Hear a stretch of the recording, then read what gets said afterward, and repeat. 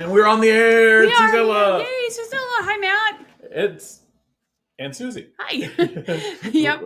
Welcome to Suzilla. You're joining us this morning after taking the week off for the holiday last week at Wenatchee Insurance here in the lovely town of Wenatchee, Washington, where it is scorchingly hot like the rest of the nation. Yeah. We're probably see triple digits again today. It's hard to say. We were triple digits for the last couple of days. The Weather Channel is saying it's going to be high 90s, but it could go either way. Yeah. So today, the topic is one of those dreaded topics. Oh, I hate dreaded topics. We're going to talk about failure and the importance of. Okay. No one likes to admit to failure. Yes, no one likes, and it probably gets harder as we get older.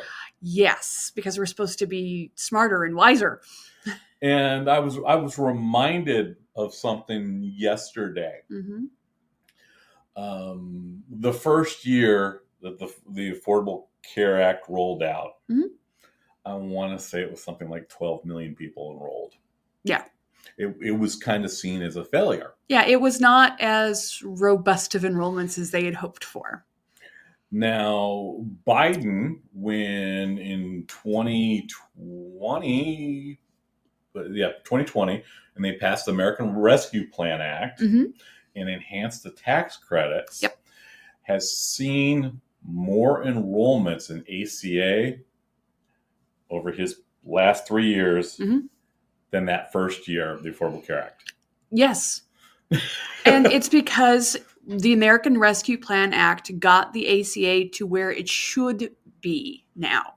Because the theory was it was a ramp up to where that got hit in the knees by politicians saying we don't want this. So they scaled back on a lot. They cut back on a lot of the things that would have made it where it is now. So it took longer to get here. Yes, and there would have been, if everyone had thrown up their hands and 11, 12 years ago and said, oh, it's just a failure, it's never going to work, blah, blah, blah, millions of Americans wouldn't have health care today. That's right. And we're talking millions here. In our state alone, we're at millions. Yeah. We wouldn't have health care, No.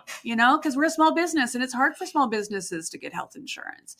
And you could go back and say, well, there's insurance companies, they just still have their policies and blah, blah, blah. Yeah. And we still would have been having, and we still probably wouldn't have gotten it because we're both hard to insure because of our health, because, we're. Well, let's just start out with the fact that, 80% of the individual plans sold before the ACA, pregnancy was a pre-existing condition. Yeah, there you go. You couldn't. Yeah, pregnancy is a pre-existing condition. If you had any, basically, they would do the health underwriting, which was killed by the ACA. Yeah, and that's that, and the out-of-pocket maximum are the super, super key elements to those policies. But that's the importance. It's like I said, you don't accept that failure and you keep, okay, well, this didn't work. How do I make it better? Yeah. How do I change this? How do I embrace this? And we've seen just amazing changes all through the last 11 or so years of people radically changing their lives. Yes. Including us. And that's one of those things we don't want to lose sight of. It's like, okay, try new things and fail. And right now I'm back to, the drawing board where I'm at.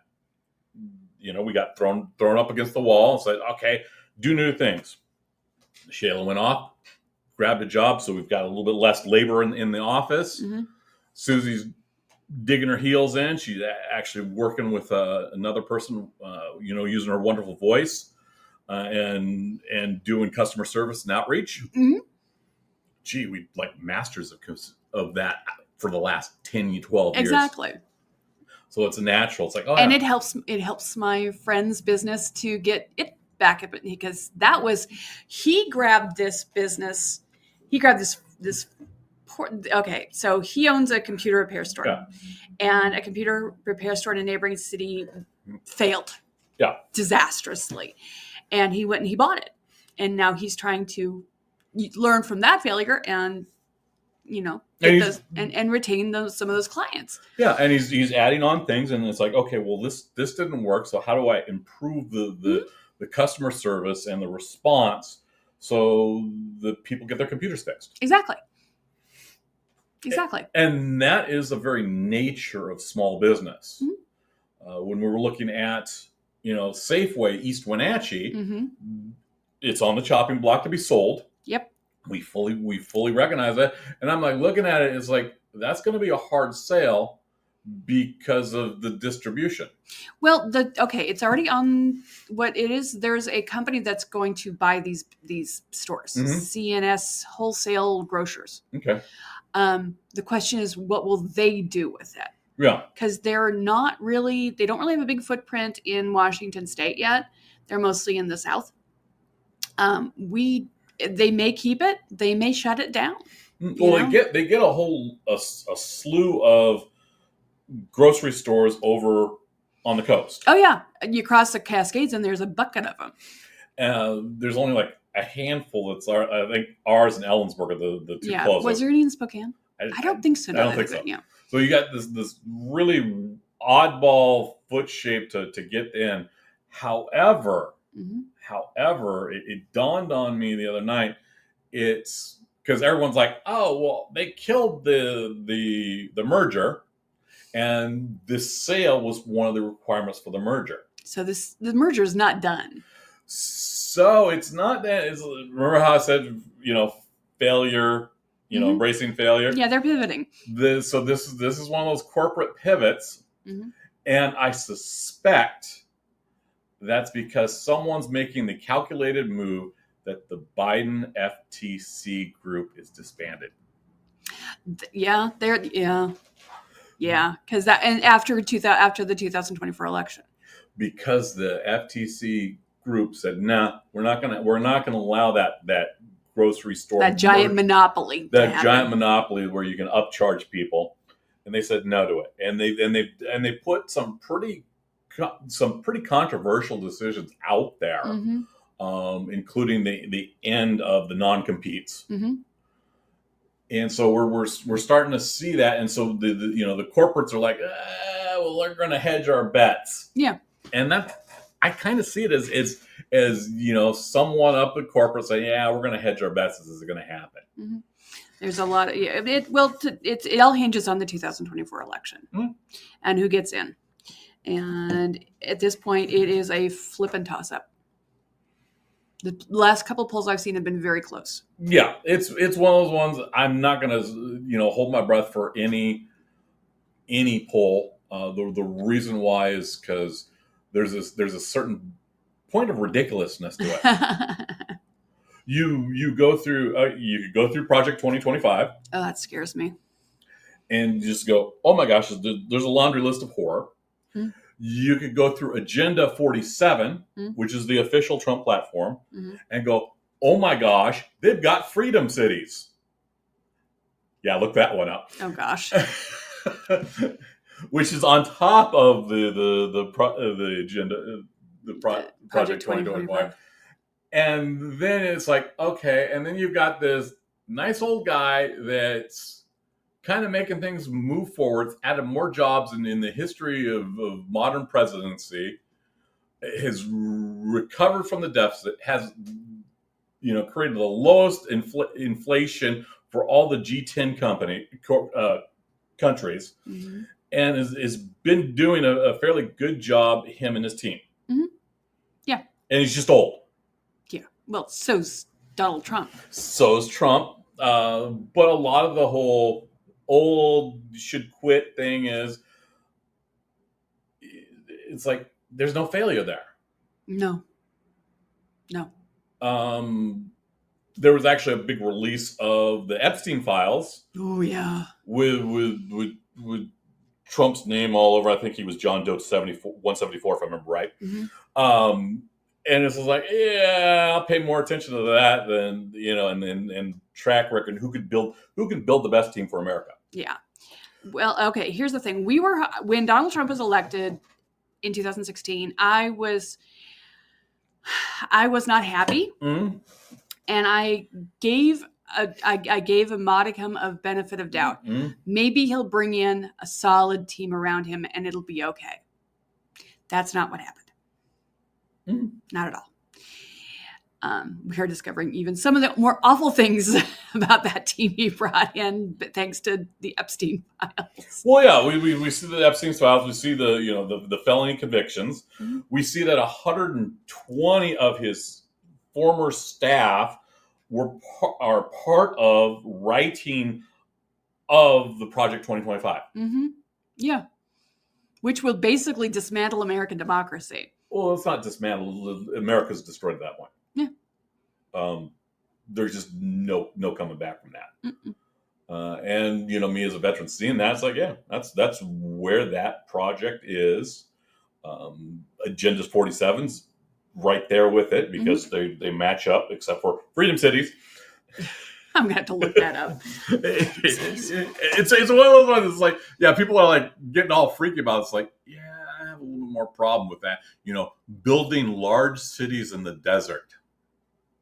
He wants 10 Freedom Cities. Oh, we're talking compounds kind of thing. We're talking, Bartertown. Who rules Bartertown? I don't know. It's one of those ones. It's just like, okay. Oh my gosh. Yeah, I have in my entire life. I mean, I thought 2016's election was going to be bad. It was.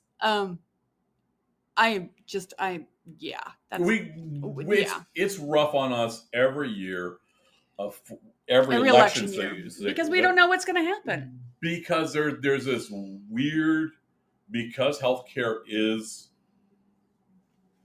an issue. Yeah, it's a massive issue. Mm-hmm. There are people who will stay in power and hammer against it and talk about the evils of it while they use a Cadillac plan for themselves that they probably don't have to pay for, and they won't improve it. No, and because they want the people who are not in their quote social class to die. Yeah, because it's 880. 880 what? For every 880 people that lose health coverage, one dies prematurely. Yeah. Because is that number still correct? Yeah, that's no one has tested it. Yeah. So that's the number as people gained on how we slowly gained people from lack of dying. Yeah. And that was one of those ones. It's like, okay, yeah, this work, let's fail, and now we're starting to see some genuine improvements. Mm-hmm. It's like, no, this failure is not enough. We're going to make a change. Mm-hmm. One of the big failures in Washington, actually nationally, it was hard baked into the Affordable Care Act in that it couldn't offer health plans for immigrants if they didn't have a legal status. Right, their legal standing was a barrier to getting health insurance of any kind. Well, no, that's not entirely true because you could go to work for a company and get that. Correct, insurance. but you couldn't purchase it your own. Right. So that cut out all the small businesses. Right. It cut out, if mom was staying home watching the kids and the company didn't offer health insurance. Exactly. So it was one of the biggest failures in Washington State. About 20% of our uninsured fell into that category. Yep. It was the largest category. Mm-hmm. Hundreds of thousands of people. And so Washington State, about 3 years ago, said, hey, you know what? Let's build this Cascade Care thing, mm-hmm. offer a little bit more enhanced tax credits, mm-hmm. and with the goal of ensuring immigrants regardless of status. Right. And they started that this year. And we actually started last November enrolling people. That's true. It was last November, but it's up and running fully right now. And we still do enrollments. We're still challenged with our office's language barriers. Yeah. That's why I see it as it's our office language barriers because our partner beat feet out and they're doing their own thing and hung us out to dry when it came to that. So next year when we got more than 2 nickels to rub together, we're going to defeat that one. Right. We're going to use technology and defeat it. And that's just the simple thing. It's like that because we don't sit there and yes, we'll embrace failure. We'll talk about it. We'll learn about it, and we'll figure out on how to make it work. Right. Failure is always an opportunity to learn. Oh, always. Yeah. Yeah. It's genuine. Yeah. And that's one of the things I talk to my son about is, never, if someone comes to you and does an awkward greeting, you want to embrace that because, oh my gosh, they are challenging themselves to do something new. Mm-hmm. It's genuine. It's honest. They're pushing a boundary that is making him nervous. Yeah. So it's really important. It's like, oh wow, hey, thank you for coming over here, and lovely to meet you. My name is Matt. That's a wonderful opportunity to meet new friends. Mm-hmm. Because they have the desire and the will to do that. And at the same time, sometimes you got to get out of your comfort zone and go and do that. Hey, I'm Matt. I do this. Mm-hmm. How can I help you? Mm-hmm. Or how can you help me? Well, it's just meeting people. It's meeting people, and one of the big things when you do social interactions is there's always a weird dance in business, mm-hmm. and it kind of gets twisted. If someone looks at you, looks at us, it's like, oh, you do insurance? Yeah, we do insurance. Yeah, we do, and it's terrifying. And then someone gets talking to us, and it's like, this is kind of weird. You're in sandals and jeans and t-shirts, and mm-hmm. you ask questions, mm-hmm. and it's a really different experience. And we've done that because we were introduced to insurance as, oh, here's the cold hard numbers. Here's your stack of papers. This is the money. This is the imaginary money that will save you from imaginary disaster. Mm-hmm. Exactly. And I use the words imaginary. They're a little bit sarcastic, but that's kind of on how insurance agents are trained. Yeah. Yeah. Here's the imaginary money. You're going to pay real money for an imaginary problem that might occur in the imaginary future. Yeah, that's insurance. That's a good description of how insurance works.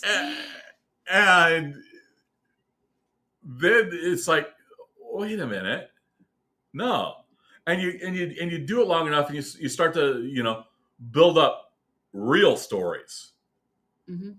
and you get some real terrifying ones. Like, yeah, I've met someone that came in that was on a laundry list of medication that could finally get an insurance plan that finally got, legs replaced, mm-hmm. and within 3 years was off that laundry list of meds, mm-hmm. and smiling.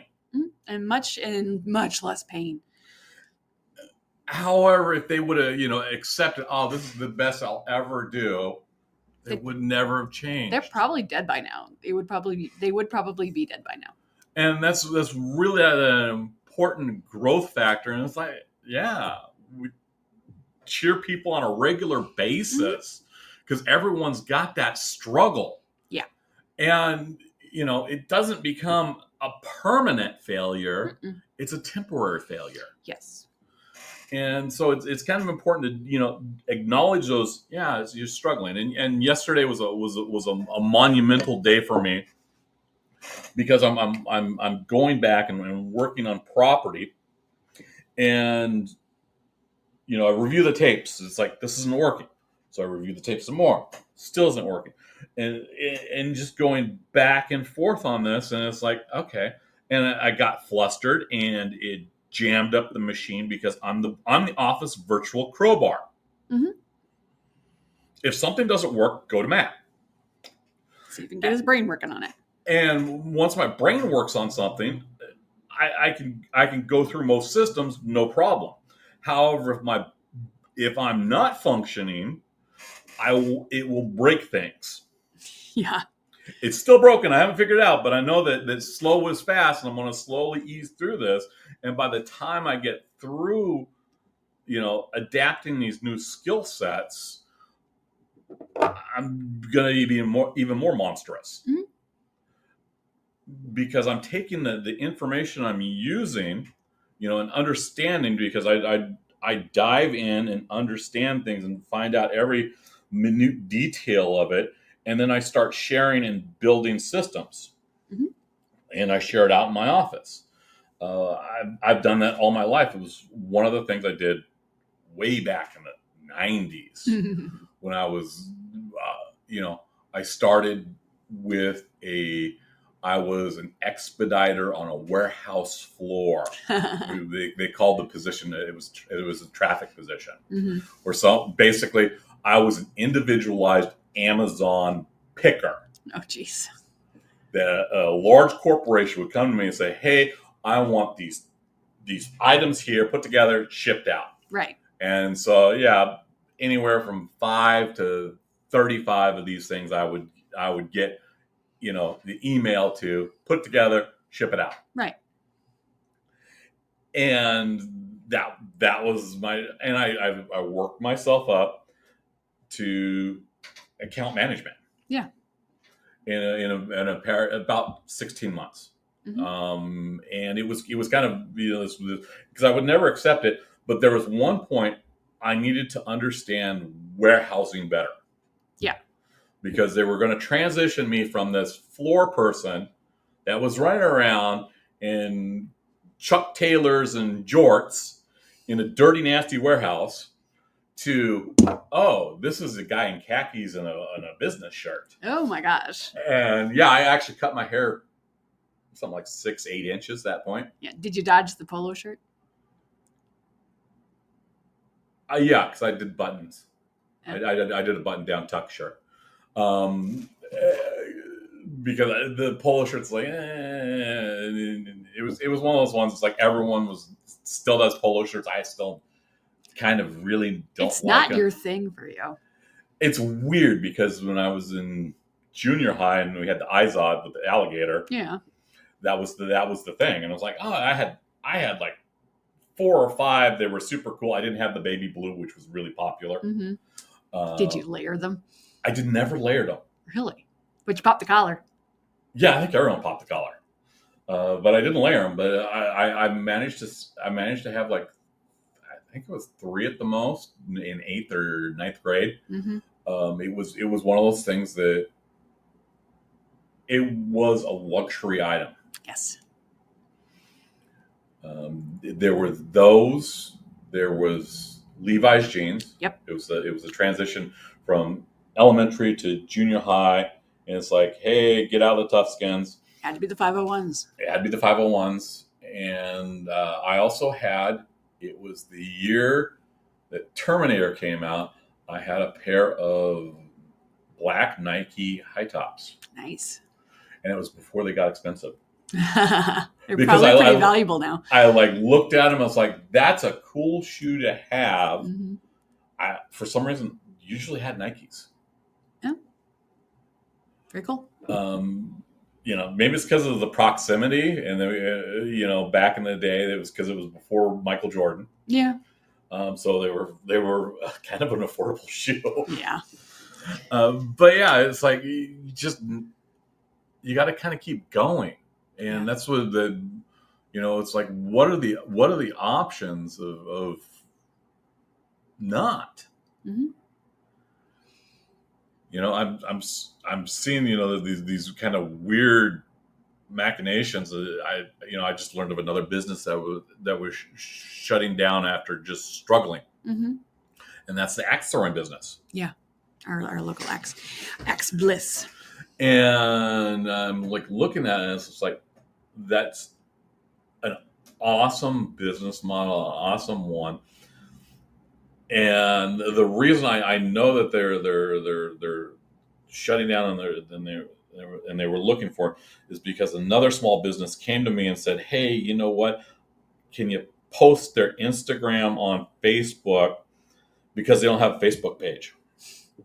And hopefully someone will buy the business from them, and keep it going or something. Yeah. Yeah. But it was that they didn't have a Facebook page. Yeah. They had one form of social media, And which was unfortunately not quite sufficient for marketing. the hardest thing for a business to do is get the word out. Yeah, absolutely true. And Instagram, it works well with the under 40 crowd. Yes. It works well for search engine optimization. Yes. Because I've noticed Google likes to pick up Instagram. Okay. And so it works well in those two mediums. However, the dominant form of social media is still Facebook. Twitter is kind of destructed itself because that used to be a really valuable tool, particularly for the food trucks. Oh, yeah. Because it's like, oh, yeah, I'm here at this day. Cool. TikTok has kind of stepped in and has taken a place. Yeah. For the under 30 crowd. Yeah. But their existence is in doubt now. Yeah. There's this kind of the content creators for TikTok are kind of leaning into their Instagrams. And the reels on Facebook and the shorts on YouTube. Because it's all the short form videos. And they're basically the same thing. It's just TikTok had a unique platform for it rather than an embedded platform. Well, it took the problem of hey, how do I make this short video content that's easily shareable, easily added to? Snapchat, was kind of the predecessor. It was just I never got into Snapchat, and a lot of people didn't. But so the format kind of grew out of that, and it's like, okay, how do we make this an easy sales platform? So they took TikTok and it's like, okay, let's make these easy videos fun to make, lots of tag in super special audio content, make it funny, and make it this sales platform. And it's worked. Oh, amazingly. Oh yeah. However, they didn't focus on Snapchat sucks. They didn't focus on that failure that Snapchat had. No, they learned from Snapchat's failures. Snapchat is still out there. People still use it. I've never been a user, so I can't tell you even how it works. I know that originally it was you would send a Snapchat was you'd send a chat to somebody and it would disappear. Yeah, it was a temporary conversation. Yeah, kind of like was it Telegraph? It's another one that did that. No, yeah. Periscope did that. You can live stream it. Yeah, I don't think that even exists anymore. Yeah, it's out there. It's rare. So you look at building things, and you look at the failures, and then you build. Yeah. Project 2025 looked at that. It looked at the Trump administration when it came in. Right. Because there was about 2,000 to 5,000 staff that walked out with the previous administration. Right. Because they were politically appointees. Right. And they said, no, well, why didn't you hire anyone? Because it was an honest question. It's like, no, they walked out. So they looked at the failure of, oh my gosh, and they said, okay, well, and then they looked at the failures of, there are people that are loyal to the Constitution instead of the presidency. Well, we got to put in that test. These people over here are bothering us, so we got to put in that. So they started constructing this thing out of the different failures of the Trump administration. So that, he jokes, that, oh yeah, day one, I'm going to walk in and be a dictator. However, then you start to look at that, and you look at this, and they looked at the failures that were experienced, and hey, there were courts that said no, you can't do that. That's illegal. Mm-hmm. Replace the judges. Mm-hmm. Oh, hey, well, it made it all the way up to the Supreme Court. Replace the judges. Mm-hmm. That has been cleared. That check has been cleared. Yeah. So yeah, it's very important to you're going to experience failures. However, growth happens if you want it to. Mm-hmm.